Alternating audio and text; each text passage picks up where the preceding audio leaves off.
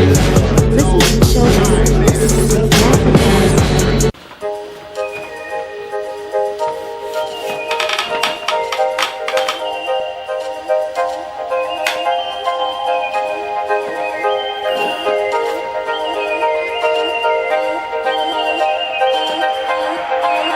So which one do I, this one, or do I start with? Okay. Welcome to another episode of Keeping It 8 Mode, the 92 with you. I am ShowBizz the Dope, here with the WBA welterweight champion, Keith one-time Thurman. Keith, what's going on with you? Yes, ShowBizz, I am the WBA welterweight champion, still undefeated, undisputed. And when you think of WBA, there are three letters involved: the W, the B, and the A, you know. So when I think of those letters, I think of Keith one-time Thurman, you know. So yeah, I've been holding the belt. No one has ever beat me. You got all these guys on social media calling me sometime, calling me part-time lover, calling me one-time, calling me all kind of times, you know what I'm saying? But they not calling me for dinner.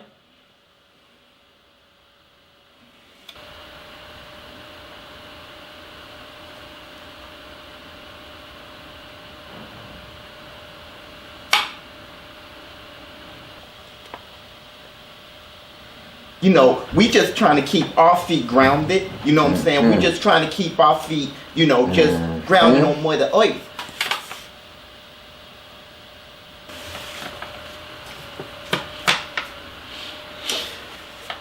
I've noticed, I noticed that every time you refer to yourself as we. Why do you do that?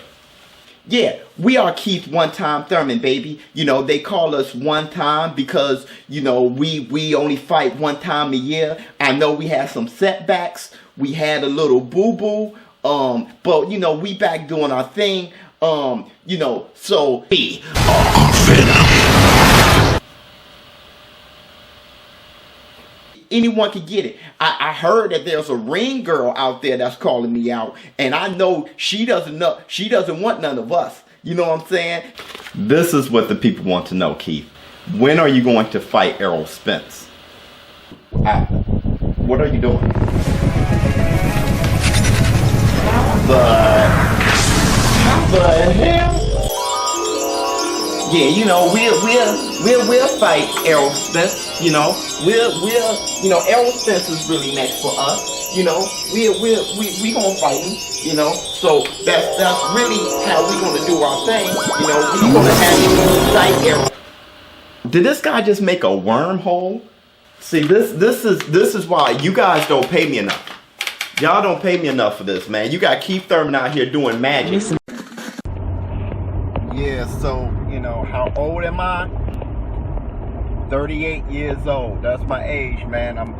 I let you guys know. You know what I'm saying? Too many people, I've been getting that question a lot. So, yeah, I'm 38. That's why I love the 80s. What's up, my people? This is ShowBizz the Adult. Let's talk Creed 2. Let's talk breakdown. Easter eggs or whatever you want to call it. Basically, when I was looking at the trailer very closely, I wanted to know one thing. One thing. Does Rocky die in Creed 2? So that's all I really wanted to know. And it made me break down the trailer in little portions. All right, so first thing I saw was the first shot. Okay, the first shot has like this muscle car trailing behind Adonis Creed. I'm not sure if Rocky Balboa roll like that right now.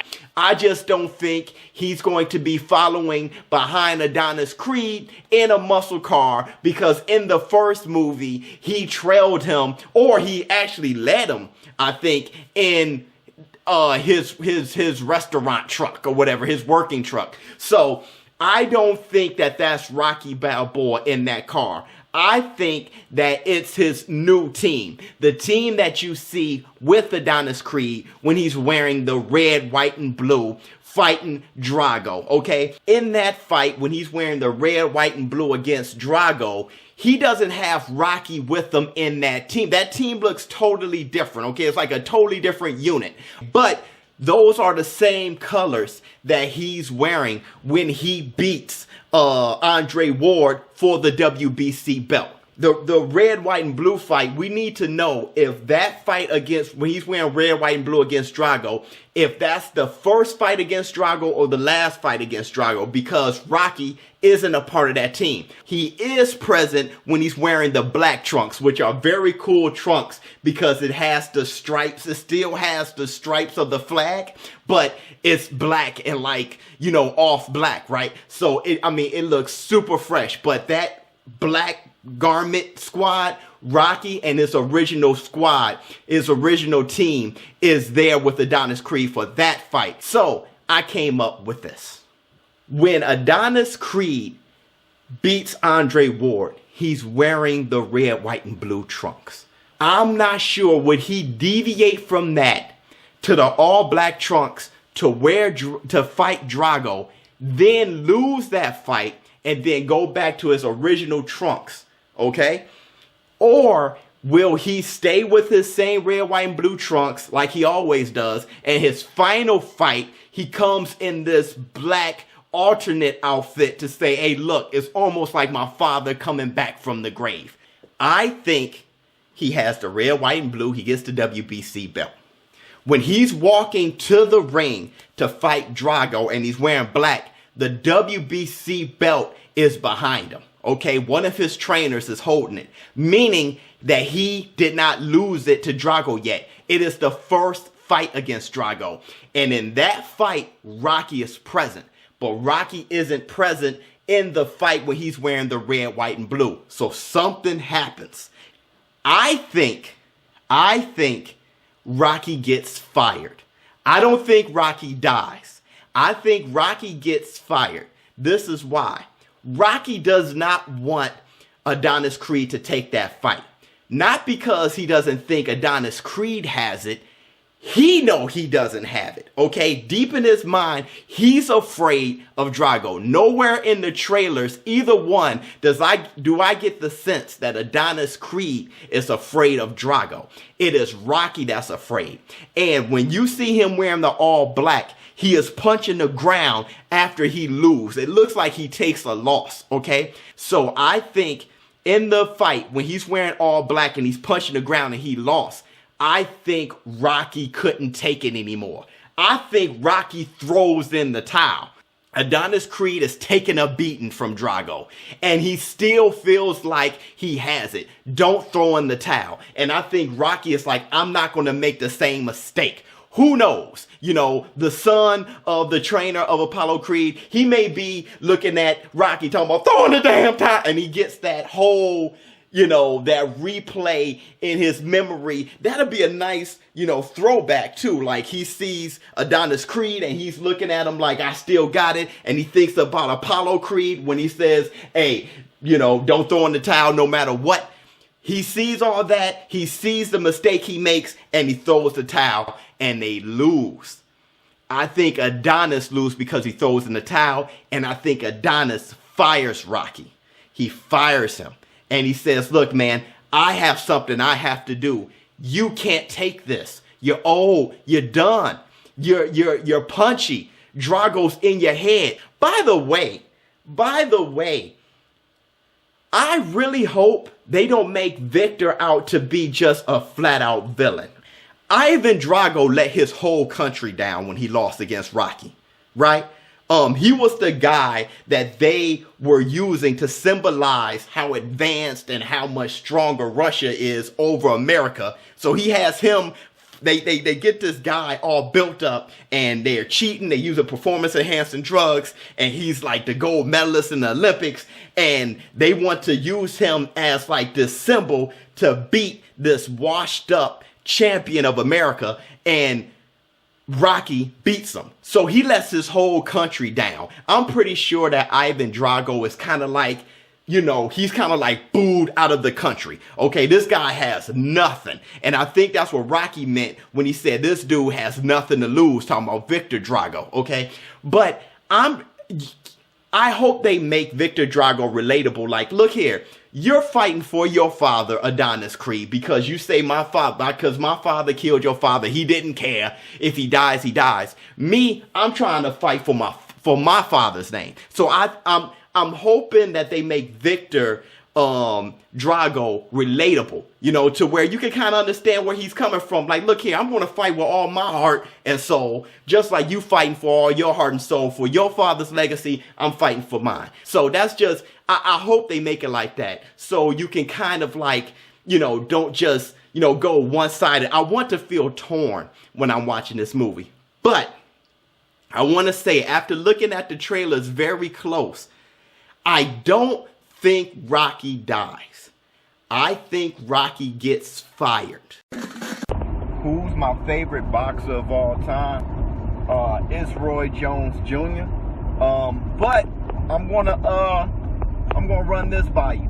Who made me fall in love with boxing was Marvelous Marvin Hagler, man. When I saw him, I was like maybe 4 or 5 years old or something like that, and I was crazy about boxing since.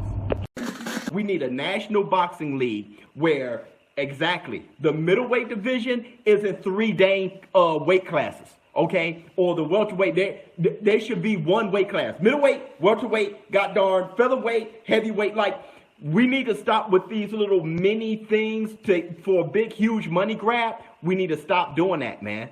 We need to stop doing it. So we need a national boxing league where you change the rules of the point system, okay, where you change the weight classes, and you make sure that the best fight the best. Sean Porter just got the belt. Errol Spence should be next, period. There shouldn't be a decision for him to make. Maybe I should hold on to the belt, but no, to be the champ, you got to hold on to that thing. Only way you can hold on to that thing is by beating the #1 contender, man. What's going on? What's going on? Sean Porter just got the belt. He shouldn't have the choice. He shouldn't have the choice to hold on to the belt as long as he wants to. He has to fight the best. Why? Because it's better for the sport. It's better for us. That's why, think of UFC. They had a huge cash cow in Bones Jones. Bones Jones cheated. They dropped him for 2 years. They suspended him. They did that twice. Why? Because no fighter is bigger than the sport. Anthony Joshua and Deontay Wilder shouldn't be under negotiations for a year. That is y'all fight. You have to fight. You have to fight. You got 4 belts. He got the last one. Fight. There shouldn't even be any kind of damn confusion. The fact that it is what's wrong with the sport. And then when the fight is over, you can't even trust who won. You're putting Floyd above the sport. You're not getting Floyd's money. When I look at the fight, I want to be entertained when I watch the fight. Forget how much money he got. I'm not getting a bit of it. I just want to watch a fight. I don't want to say, woo, he got out clean with a pretty face. Look how much money he got, boy. That's not entertaining me. The sport of boxing is savage. That's why we love it. You get in there because you're a gladiator. And that's what you do. That's why fighters are born. Some people like the taste of blood. I remember Emmanuel Stewart, and he's the GOAT. Emmanuel Stewart was like, I remember when he told Lennox Lewis, Tyson is done, knock him out. Finish him in sensational fashion. Make it look good. It's great, knock him out. Why play with it? Finish him off. Forget safe. Sit down on the punch, knock the guy out. He's ready to go. I mean, that's why I'm so passionate about Hard Knock Nights. You know what I'm saying? The whole approach, like I said, I'm sitting here interviewing guys, and people in the comments are like, hey, who is that dude? Nobody knows who he is. That's the problem. That's why we put him in the game. So you can know who he is. So you can be like, hey, hold up, that dude is raw. It's not about, oh, if he's not known, that doesn't mean he's not good. That dude got hands, and he knocks everybody out. Patrice Bonnie, check him out. All those guys. Johnny Burpolis, check him out. Those guys are good. Frank Galarza is a beast. He just knocked a guy out with a body shot. Like, these guys need to be known. And I'm going to keep it real. I'm going